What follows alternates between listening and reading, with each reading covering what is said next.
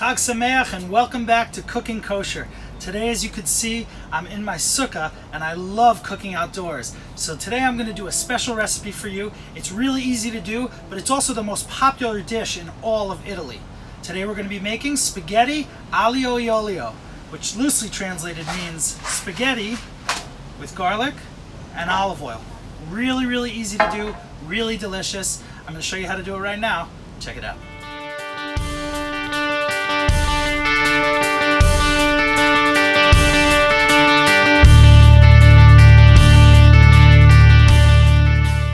So we're going to start by putting up some water to boil. Just take your medium-sized saucepan, fill it up with water, and in the time that it takes to boil this water, our pasta sauce will be ready. Put your pot of water on the stove, start up the fire, nice big pinch of salt, and just wait for it to come to a boil. So we're back out in the Sukkah now, and we're going to start preparing the aglio e olio. And remember, we said garlic and olive oil. It's so simple, but these two things, when you add a little bit of heat, become sweet and absolutely delicious. So if your kids don't eat vegetables, this is a great way to get them to eat some garlic. And garlic is super healthy. All I'm going to do is take a whole head of garlic here. We're not going to use the whole thing, but we're going to start by just whacking off a couple of cloves of garlic. I got two big ones there. For one box of pasta, you probably want to use, a few large cloves or maybe several small cloves. Here I have 4, 5, maybe 6. If you want to do 7, you could do 7, but if you do 7, then you're wrong, because 6 is the right number. But if I take away 1, then you have 5, and that is also wrong, so you need 6. We'll put the rest of the garlic aside, and we will just kind of peel off the outer skins. Now, usually the way I open up the garlic cloves is I'll put a knife on it. Here I'm using my Milchig Santoku knife. I'll put on a knife and I'll give it a nice whack and I'll get the garlic out of the skin. In this case, the cut of the garlic is extremely important, so you don't want to whack it too hard. So watch what I do here. Put my knife flat on the board on the garlic and just a little tap. That's enough to release it from the skin, and it comes off super easy. See how easy that was? We're going to repeat with all of our garlic cloves. All right, little tap.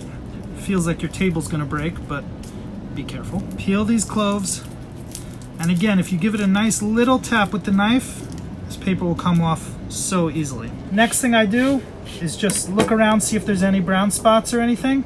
I think I saw one right there. See that? No big deal. You don't have to throw it out. All you have to do is just slice that off.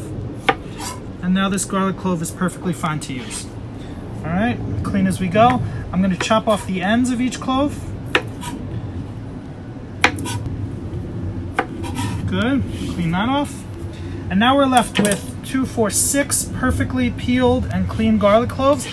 And now you have to slice them a special way for this dish. The way they do it in Italy, if you want to be authentic, is to slice really, really thin discs.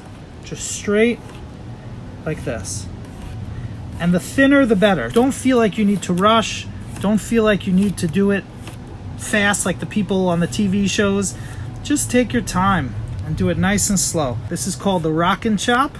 And I teach this to my kids as their first way of cutting stuff because it's one of the safest ways. You take your garlic, put the point of your knife down on the board, and it never comes up. The point of your knife never comes up. And you basically just rock down on the vegetable and then keep that point down, and then your hand could stay away and it could stay really safe. That's how we roll when we're cooking kosher.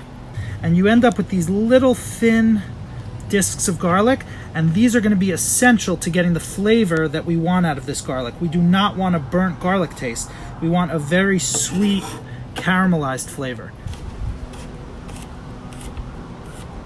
Now, I'm going to do something that I often do not do in cooking. Usually when you're cooking something, you heat up the pan, you put in some oil, and then you add your ingredients. But in this case, it's extremely important that you do not do that.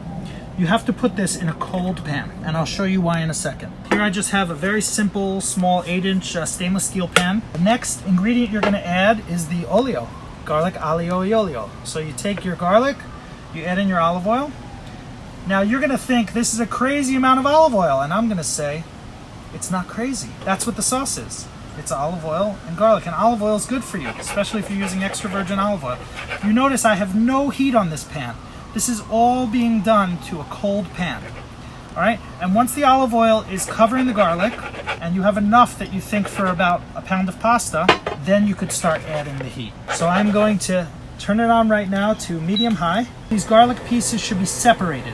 You don't want these all together, because if they're all together, they're gonna steam and they're not gonna really fry. Once I get it up to temperature, I'm gonna lower it down to low, and I'm gonna allow it to really kind of almost stew and toast in the olive oil. That's how you're gonna get the sweetest flavor. Oh wow, that smell is coming up. You see the bubbles really starting to heat up. Now, as I said earlier, it's extremely important that you don't cook this too fast. You see this is already getting too fast, so we're gonna lower it down. We're gonna go to medium. I'm gonna lower it down even to low, 100 degrees Fahrenheit. Now you see we're getting that really, really low flame. This is exactly what you're looking for. You want your olive oil and your garlic to be stewing away with tiny, tiny little bubbles, and we're gonna check on our pasta. So our water has now come to a rolling boil. We have our pasta here. We're using a gluten-free spaghetti, and don't look at the brand. We're not being paid by this brand for anything. Made with corn and rice, which will affect our bracha later on. But you see it says al dente perfection in 10 to 11 minutes. We're gonna just get it in, and we'll time 10 minutes. Now you'll see that with spaghetti, it's gonna stick out a little bit. Just give it a second, and then you can kind of get it in the water. Get it all submerged. 10 minutes, we'll see you then. Okay, now our pasta is in, it's boiling away. We have just a few more minutes to finish up our sauce. You see we're still getting those small bubbles. This garlic is looking and smelling excellent. And now we're going to, at this point, add some freshly ground pepper. Again, just like the olive oil, you're gonna tell me that you think this is too much. But remember, this is not just for a small sauce. This is also for an entire box of pasta. You don't need to stir this with a spoon or anything like that. Just swirl it around. All right, nice big cracked pepper. Really, really gives a lot of great flavor. And I don't add the salt too early, because salt brings moisture out of the garlic, and we don't want that. We want to keep the garlic crisp. In the meantime, while we have a couple extra minutes, I washed and checked this parsley. I'm gonna actually discard the stems. These are great for soups and salads, but for this dish, I don't want them. This is mostly a garnish for us. So we're just gonna cut off the stems. The key to this dish, a lot of people, when they want to cook, they want to be throwing up big fires and flipping things in the air. The key to this dish is patience. Now what we have is we have a nice little pile here of parsley, and all I'm gonna do is just chop it through. Just take it like this, bunch it up. And the same technique that I taught you earlier with the rock and chop, just kind of hack it up, maybe the other way. Gather all your parsley together. Just move this over to one side. This garlic is almost there. Now at this point we've added a good amount of coarse pepper. We're gonna add some salt now. Some kosher salt. Once again, this is for a whole box of pasta. So keep in mind that you want to season it. This is almost ready. When you see the garlic, it's nice and white. If it turns brown or even black, you have a serious problem on your hands, so don't let it get to that point. Just keep it white and let it toast. You'll be smelling it. It should smell sweet. Once you see the slightest hint of brown, your sauce is ready. Last thing we got here, little hunk of Parmesan Reggiano. Take a small hunk of this, and we'll just put this on top for a little extra flavor. So we have our parsley ready. We have our Parmesan Reggiano ready, and it looks like our garlic should be good to go. Okay, we're just gonna check our pasta, see if it's ready. Good to go. Pour it in. Now I try and keep it with the pasta still a little wet. Try and get some of that water. Get that pasta water back in the pot. Combine it with our sauce. Let's go out to the sukkah. When the garlic looks like this, kind of soft, mushy, not as white as it was, but certainly not brown or black, this sauce is done. Last step, we're gonna sprinkle in some of this parsley. Parsley has some water in it, so it's gonna start cooking right away. And we're gonna sprinkle in our Parmesan Reggiano. It's really gonna melt and give a nice salty, delicious flavor to it. Once that's combined, you really don't need to cook these things. We're gonna combine it with our pasta. I like to take an extra second to get everything out of there, and then just give it a good toss together. You want every strand of pasta to be coated with that Aglio Olio, that garlic and olive oil. Now we're gonna get ourselves a serving platter and give it a taste.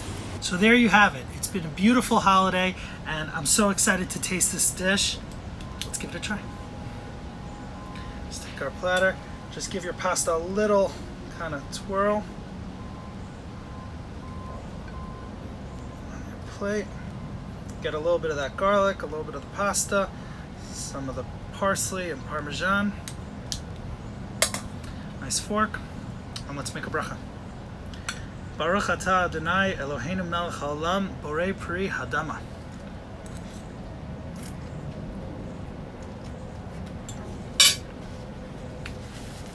That's great. Now you may be asking me, why make the blessing hadama on pasta? As I told you earlier in the video, this isn't regular Mizonos pasta. This is made of corn and rice. It's a little bit lower gluten, which is a little healthier for us. So we enjoy that. I enjoy sharing that with my kids. The best drink and the most traditional drink that you would see in Italy, apple juice. Baruch atah Adonai Eloheinu melech haolam she'akol niyeh b'dvaro. I'm just kidding. They don't drink apple juice in Italy, but I drank it. Anyway, thank you so much for joining us for this episode of Cooking Kosher. Today we made spaghetti aglio e olio. I hope you enjoyed this one. Hope you try it at home, and I hope you comment below, subscribe, and let me know what you'd like me to cook for you next time. See you.